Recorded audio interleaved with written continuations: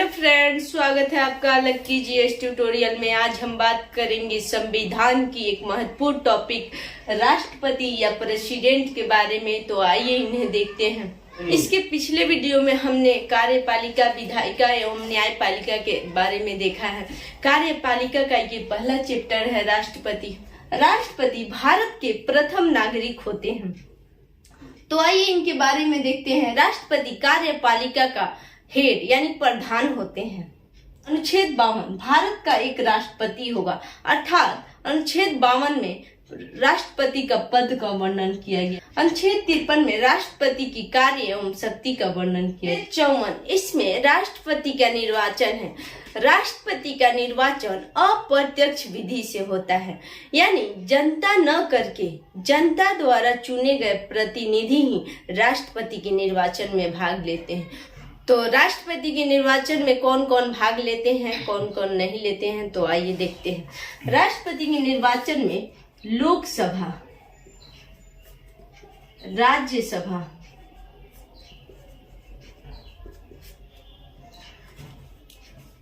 विधानसभा,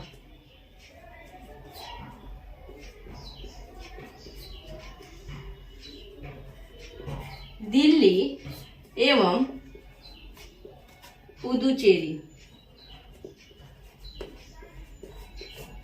के विधानसभा।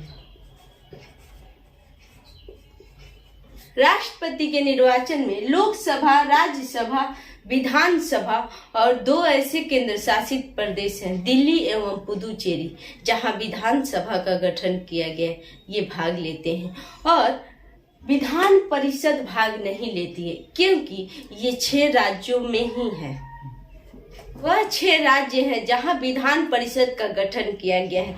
उत्तर प्रदेश, बिहार, महाराष्ट्र, कर्नाटक, आंध्र प्रदेश, तेलंगाना, जहां पे विधान परिषद का गठन किया गया है। आइए देखते हैं अनुच्छेद 55 के बारे में। राष्ट्रपति की निर्वाचन की रीति, क्या क्या उनकी रीतियां हैं। अनुच्छेद 55 इसमें राष्ट्रपति की निर्वाचन की रीति है। राष्ट्रपति का निर्वाचन समान अनुपातिक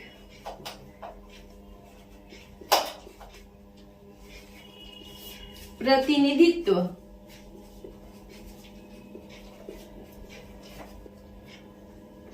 प्रणाली के द्वारा होता है। राष्ट्रपति का निर्वाचन समान अनुपातिक प्रतिनिधित्व प्रणाली के द्वारा होता है। समान का मतलब यानी संघ एवं राज्य। संघ में वोट देने वाले सांसदों यानी लोकसभा, राज्यसभा में सांसदों की संख्या 776 है और राज्य में विधानसभा के विधायकों की संख्या 4033 है। यदि इन्हें समान अवसर दे दिया जाए तो संघ में वोट देने वाले सांसदों की संख्या कम हो जाएगी और राज्य में विधायकों की वोट देने की संख्या ज्यादा हो जाएगी। इसलिए दोनों का वोट वैल्यू अलग अलग रखे गए हैं। तो इनका वोट वैल्यू निकालने का अलग अलग फॉर्मूला है। तो आइए देखते हैं।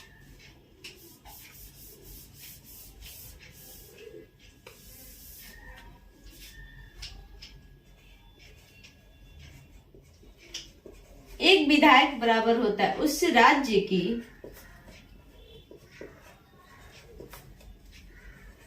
कुल जनसंख्या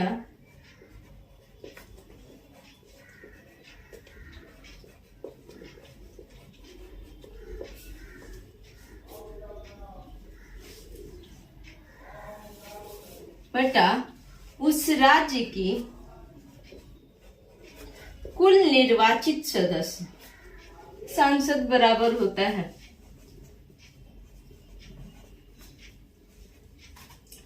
उस राज्य के कुल विधायकों का मत मूल्य बटा कुल निर्वाचित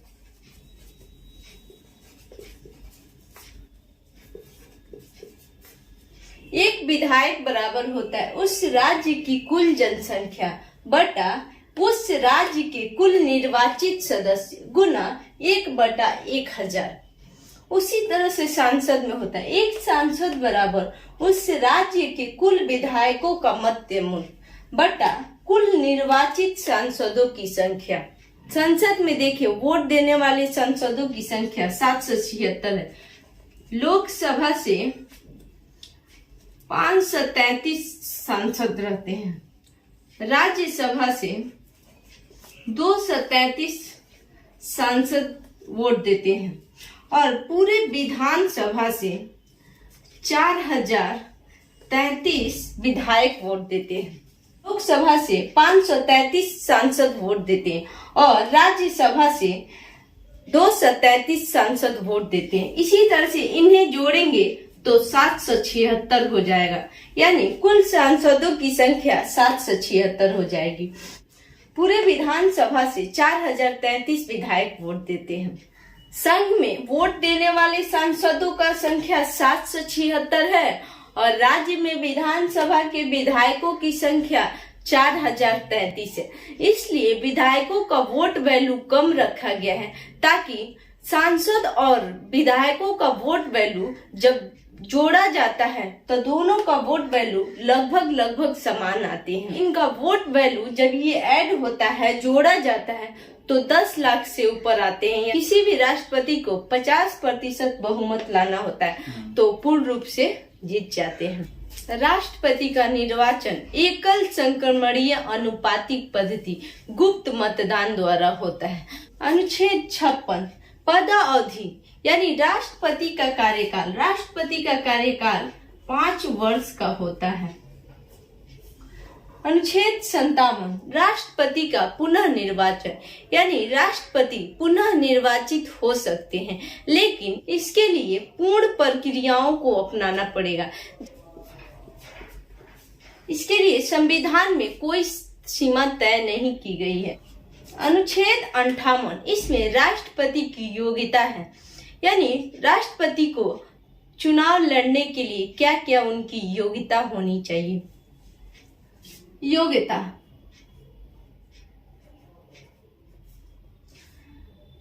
सबसे पहले भारत का नागरिक हो,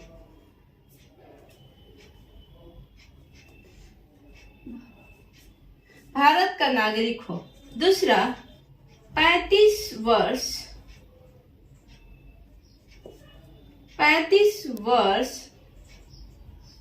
आयु पूर्ण कर चुका हो। तीसरा पागल दिवालिया ना हो। चौथा लाभ के पद पे ना हो।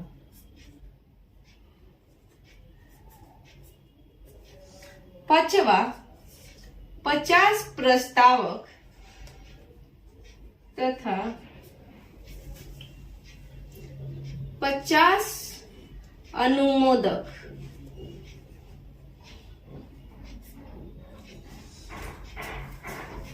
राष्ट्रपति को चुनाव में खड़ा होने के लिए उनकी योग्यता भारत का नागरिक हो।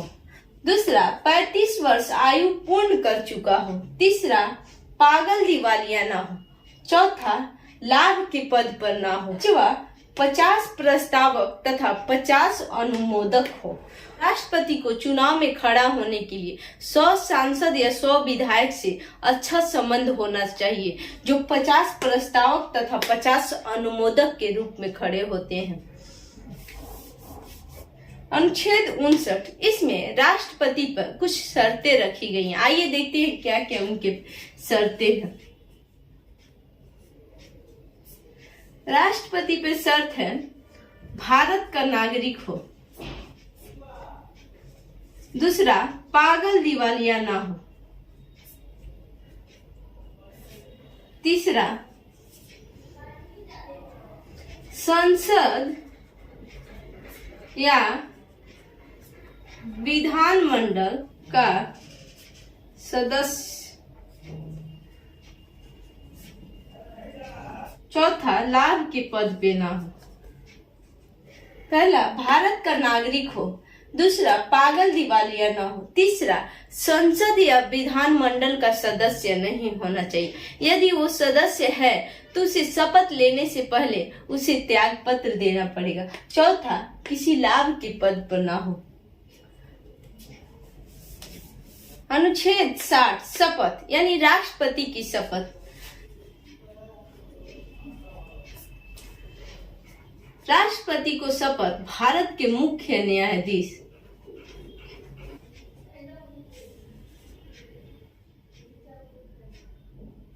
राष्ट्रपति को शपथ भारत के मुख्य न्यायाधीश दिलाते। उनके अनुपस्थिति में सुप्रीम कोर्ट के वरिष्ठ न्यायाधीश उनको शपथ दिलाते हैं।